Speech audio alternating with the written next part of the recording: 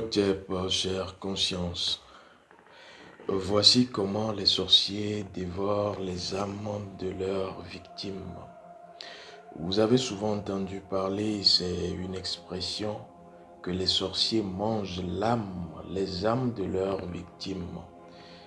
Lorsqu'on parle de l'âme en Égypte antique, pour nos ancêtres premiers, il s'agit du bas, et ce n'est pas ce qui est plus important. Mais l'expression sorcier qui mange l'âme renvoie à une image. Parce qu'en vrai, le sorcier ne mange pas l'âme. Il n'a pas besoin de l'âme. Il a besoin de dévitaliser l'âme.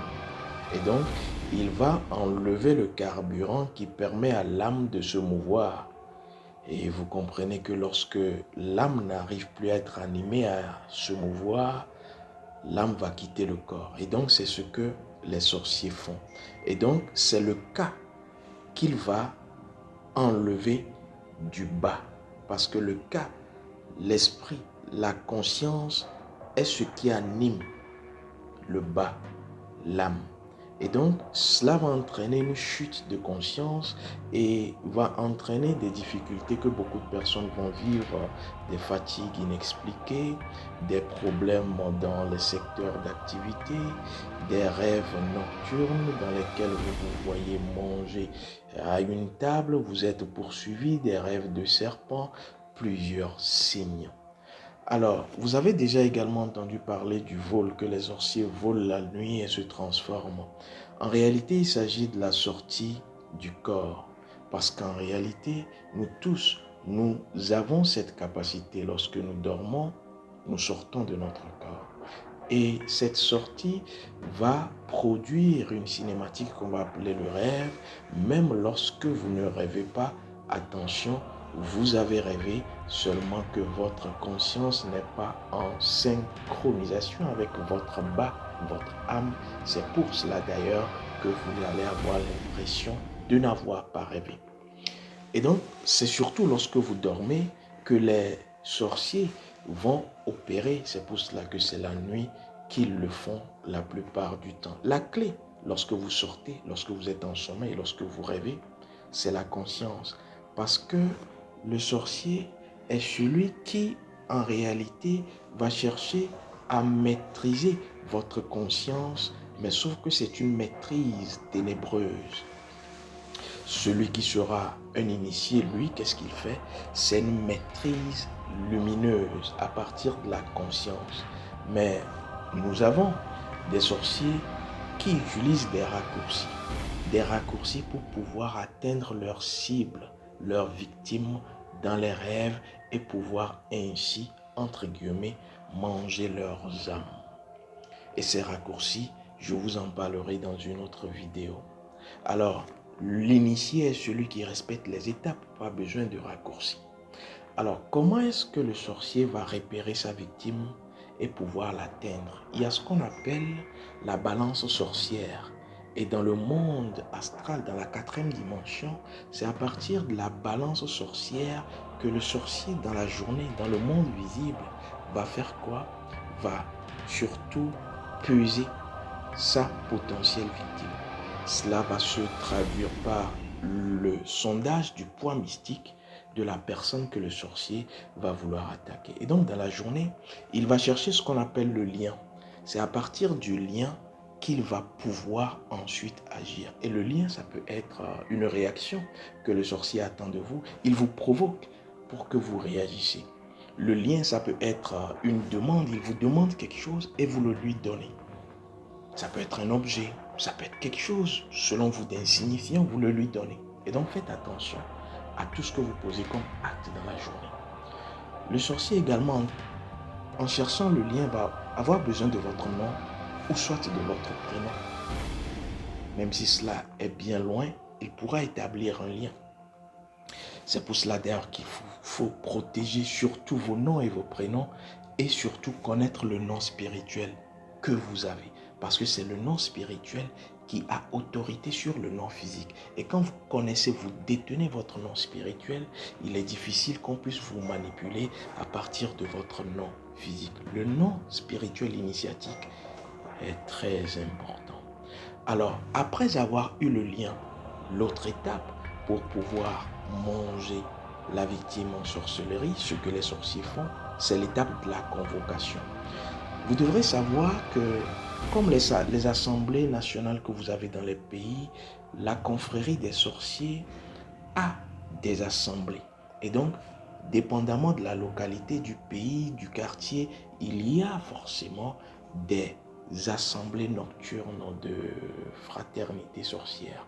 Et donc, la potentielle victime sera convoquée nuitamment à la plénière sorcière. Et là, qu'est-ce que le sorcier qui a pris le lien dans la journée va faire?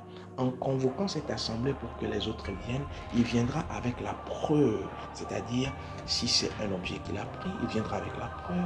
Si c'est une réaction pour que vous réagissez mal, il viendra avec la preuve. Et beaucoup d'autres choses. Si c'est votre nom, plus une réaction, il viendra avec la preuve. Et donc, lors de cette convocation, il y a nécessité d'apporter la preuve aux autres sorciers qui seront là à cette convocation à la plénière sorcière. Et qu'est-ce qu'ils vont faire les autres? La confrérie va juger. On passe au jugement de votre cas, au jugement de votre nom spirituel. Puisqu'on vous a déjà pesé, le point mystique est connu. On vous juge. Et c'est en ce moment que vous allez ressentir sur le plan physique des difficultés, des accidents, des rêves. Vous allez remarquer de toute façon beaucoup de problèmes. Et vous vous sentirez lourd, comme s'il y a un poids, une charge, et même votre visage commence par changer. Parce que tout ce qui touche à l'âme touche au visage. Et quand vous voyez une personne qui a un visage, je dirais, rabougri, un visage effrayant, sachez que cela traduit également l'âme. Parce que l'âme se reflète par le visage. C'est pour cela d'ailleurs qu'on dit que les yeux sont le fenêtre de l'âme. Alors, je vais ici vous dire que, passé cette étape-là, on passe maintenant à la programmation parce que l'Assemblée des sorciers, la nuit notamment, justement, a programmé. Et donc, la preuve, le jugement étant fait, on passe à la programmation. Ils ne vont pas en même temps passer à manger votre âme le jour-là, non. Maintenant, on programme un repas, un jour précis. On choisit un animal précis. Et qu'est-ce qu'on va faire? Ça peut être un bœuf, ça peut être une chèvre, ça peut être un coq. On va faire quoi? On va passer la preuve du jugement de votre conscience dans cet animal. On prend par exemple une chèvre. On passe votre preuve, c'est-à-dire ce qu'on a amené et ce qu'on a donc jugé à cette assemblée. On va le mettre, l'incorporer, l'intégrer dans cet animal choisi par le collège des sorciers à cette assemblée. C'est d'ailleurs ce pourquoi, lorsque vous arrivez chez les initiés, les véritables, pas chez les initiés du net qui ont fait un tour au Togo, Bénin, Ghana et qui se disent véritablement des maîtres, je parle des véritables initiés authentiques qui ont fait le chemin du couvent. Lorsque vous êtes attaqué en sorcellerie, c'est justement l'animal qui a été choisi par l'assemblée là. C'est cet animal après consultation, le véritable voyant voit l'animal qui a été choisi et qui doit être sacrifié en votre nom. Et donc c'est vous, puisqu'on a intégré la preuve, c'est cet animal-là que le voyant, l'initié, va choisir pour ici faire quoi? Remplacer votre vie qui devrait être sacrifiée à la table sorcière.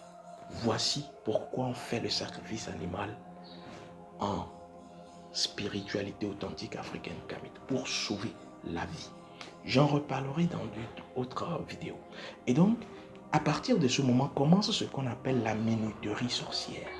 C'est un compte à rebours. Parce qu'ils ont fini, ils vont donc manger cet animal avec la preuve intégrée liée à votre conscience. Et qu'est-ce qu'ils vont faire ensuite?